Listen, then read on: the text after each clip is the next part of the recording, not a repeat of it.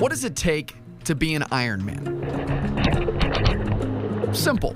Swim 2.4 miles, then bike 112, and wrap that fitness sandwich up with a marathon. Brookline's Colin Cook isn't just an Ironman. He's one of the best in the country at doing it. How about it for Colin Cook? Part of the reason I continue to do it is just the love of trying to chase those goals and, the power and strength it takes to do that. At 40 years old, Colin is one of the fittest people in New Hampshire. In October of 2022, he took a trip to Hawaii to compete in the Kona Ironman World Championships for the 7th time.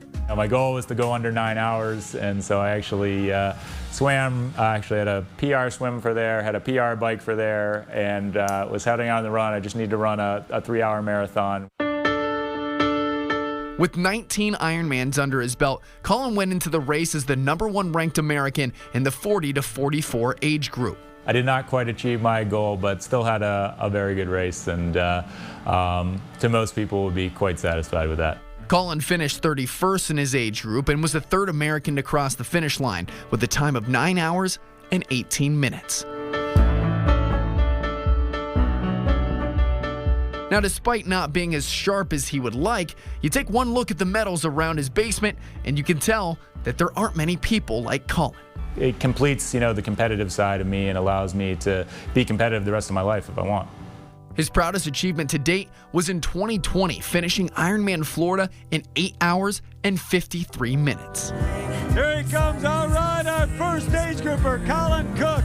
My goal was to go under 9 hours, which has been something I've been chasing for a few years. I did do that, and I also ended up being the first amateur at that race. We'll get some fun squats going.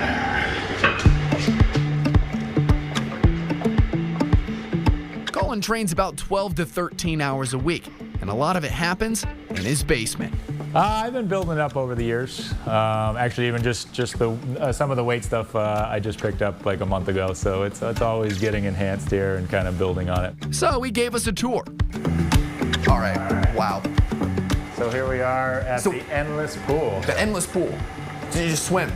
Just swim, yeah. So it's basically like a water treadmill here.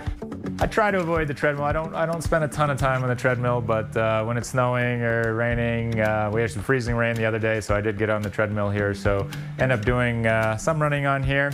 This is where I do a lot of my bike training here, especially during the winter. But year-round, I actually lead Zwift rides, we call them, or group rides through. Zwift is the name of a program that's a kind of a virtual world that you can ride in with anybody throughout the world.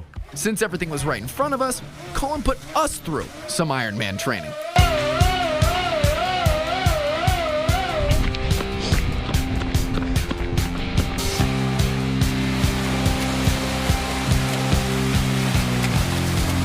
Growing up, Colin played hockey and was good enough to walk on at Quinnipiac University before transferring to Arizona State.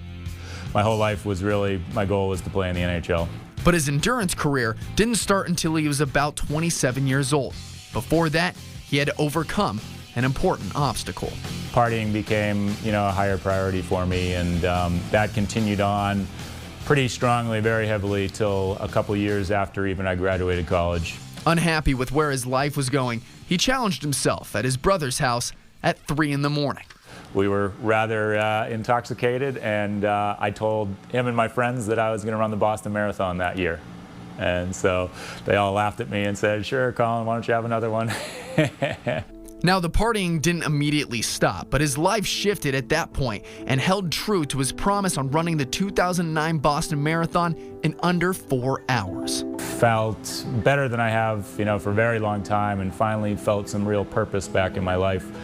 Colin wasn't the same after that, and now at 40 years young, he's in the best shape of his life, averaging 12 to 13 hours of training a week.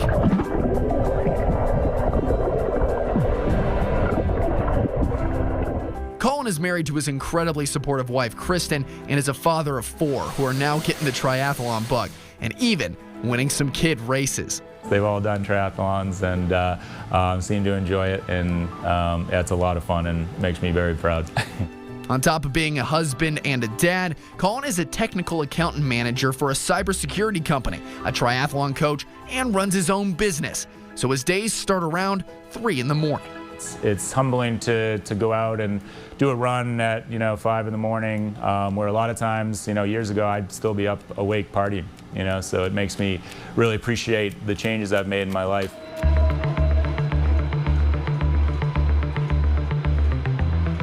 When you're training as much as Colin, you need to help your body recover. And that business that Colin owns is Peak Recovery and Health Center in Manchester. So he was nice enough to show us around. So what this is about 10 inches of water with over 1,000 pounds of Epsom salt in it. So what we do is we go in there and literally just float. This is our cryoskin machine, and this is the magic wand of the cryoskin that is clinically proven to eliminate body fat. This is called our photobiomodulation bed, or low-level light therapy. Oh my gosh, that's smoke. I even got to do some cryotherapy so my body could recover from our intense workout at negative 230 degrees. Yeah, you want to get your dance on? Yeah. A little bit of this. And I got a massage. The type I do is what the client is looking for, whether it be relaxation, therapeutic, or restorative. And the tour ended in the compression therapy boots. And that's just really helping to reduce inflammation and just make those muscles feel better here and speed up the recovery. So not only is Colin an Ironman when it comes to the pool, bike, or running shoes, he's an Ironman in all aspects of life. Would love to get on the podium at some world championships for sure, but it's still trying to get faster, even though I've surpassed 40 now, and I'm still getting faster and getting PR and personal best times. So just trying to make myself better every day is really what I care about.